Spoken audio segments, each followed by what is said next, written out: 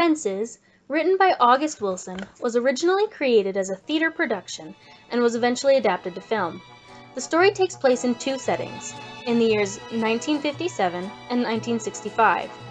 This time in American history was rife with change and upheaval, particularly for the African American communities like the one that the Maxson family lived in.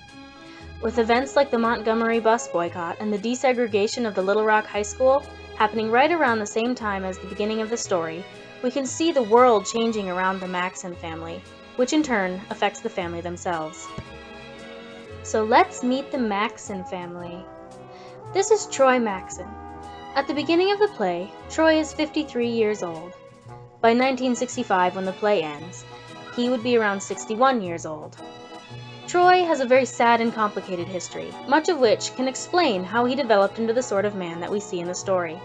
He left his abusive father's home at 14 years old to strike out on his own. Troy believes that this decision to leave and to take care of himself was the point when he truly became a man. Though he hated his father, Troy does credit him for the values of responsibility and the determination to take care of his family that are central to him. After leaving home, Troy spent 15 years in jail for killing a man in a robbery gone wrong. However, jail proved to be a positive force in Troy's life as it got him serious about baseball and introduced him to his best friend Bono. Troy played baseball in the Negro Leagues for a while in the 1930s, and he was an exceptional player.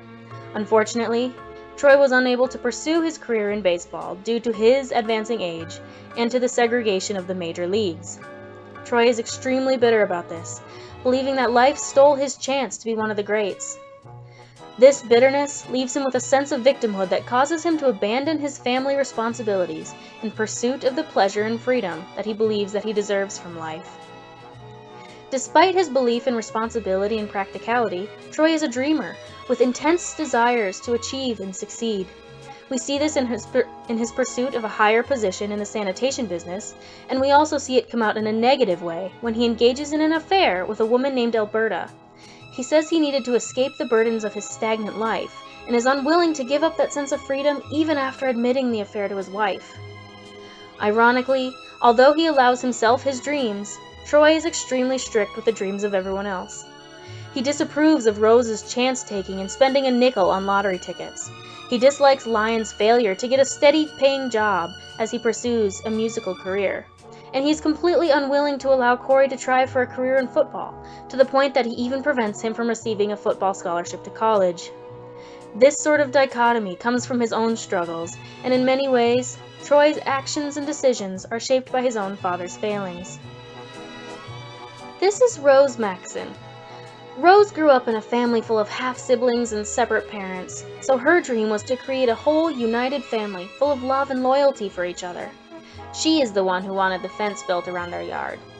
Bono puts it this way: some people build fences to keep people out. Other people build fences to keep people in. Rose just wants to surround her family with love and protect them from the harsh realities of life. Unfortunately, she didn't realize that those realities were just as harsh inside her home as out.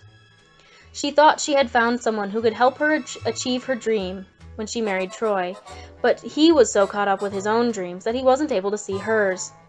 She has been married to Troy for 18 years by the time the story begins, and though she recognizes that he isn't an ideal husband or an ideal father, she chooses to stand with him and raise their son despite the struggles.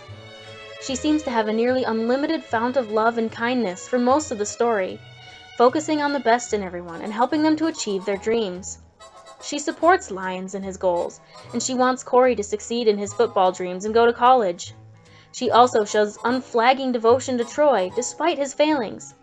That is, right up until he essentially tells her that her sacrifices in love simply haven't been enough to keep him committed to her as she is to him. However, even after she finally gives up on Troy, she still shows her commitment to family in choosing to raise and love Troy's daughter as her own. This is Corey Maxson, the son of Troy and Rose. For most of the story, we see Corey desperately trying to win Troy's approval, but his desire to be like his father often gets him anger rather than appreciation from Troy. Both Rose and Lyons urge Troy to be gentler with Corey, but sadly these pleas seem to go unheard. We do see Corey growing in maturity throughout the story. Though he initially tries to please Troy, he does grow out of it as he faces the continual disappointment from Troy's lack of affection or support. In one of their first conflict scenes, we see Cory asking Troy why he never loved him. Though this is untrue, Troy doesn't deny it, but instead tells Cory that it isn't his duty to love him, just to take care of him. It's likely that Troy learned this sort of treatment from his own father, who he hated so much. The tragic irony is that Troy is now treating his own son in the same manner. Eventually, Cory begins to shake off Troy's control, which leads to the conflict that gets him thrown out of the house. Like Troy, being flung out into the world on his own forces Cory to go from a boy to a man. Though Troy claims to want to spare Cory the disappointments of his own life, he eventually causes the exact sort of pain that he was trying to avoid. This is Gabriel Maxon. Gabriel is Troy's brother and the only one of Troy's 10 siblings that he's still in contact with. Gabe is 7 years younger than Troy and would have only been 7 years old when Troy ran away. He served as a soldier in World War II, but received a massive wound to the head which left him with cognitive impairment and a large metal plate in his head. Because of this, Gabe firmly believes that he's the Archangel Gabriel, and as such he carries a trumpet everywhere with him and speaks constantly of spiritual manifestations. Gabe is also a constant source of guilt to Troy throughout the story.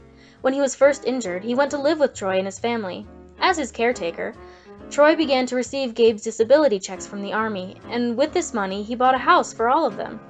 However, Gabe eventually decided that he wanted to live on his own and moved out.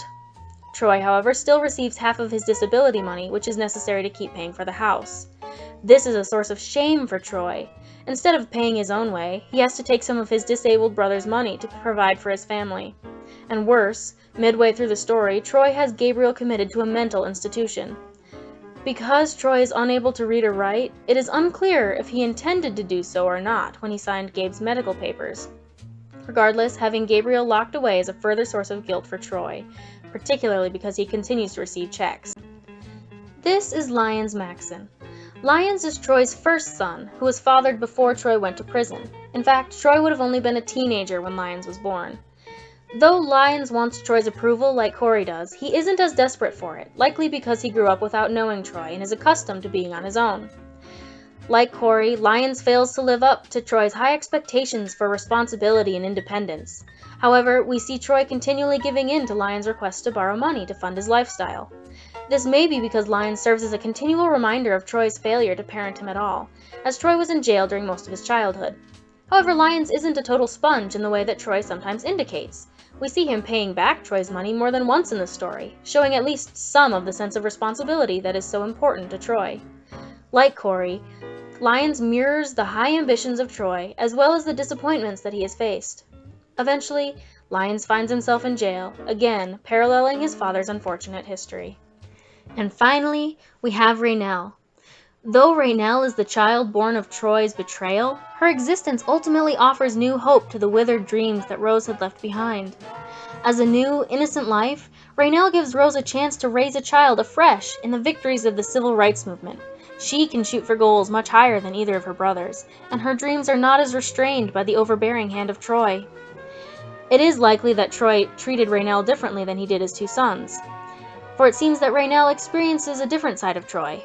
Whereas Cory was afraid of Troy's every step, Raynell doesn't speak of him with fear or sorrow, just as her papa. In a way, Raynell is a symbol of the hope of the future and for second chances. She's the only one of the Maxons who has never had her dreams crushed and never experienced heartbreak. Through Raynell, the Maxon family may finally have produced something truly beautiful and innocent for the world. These are the Maxons, and this is their story.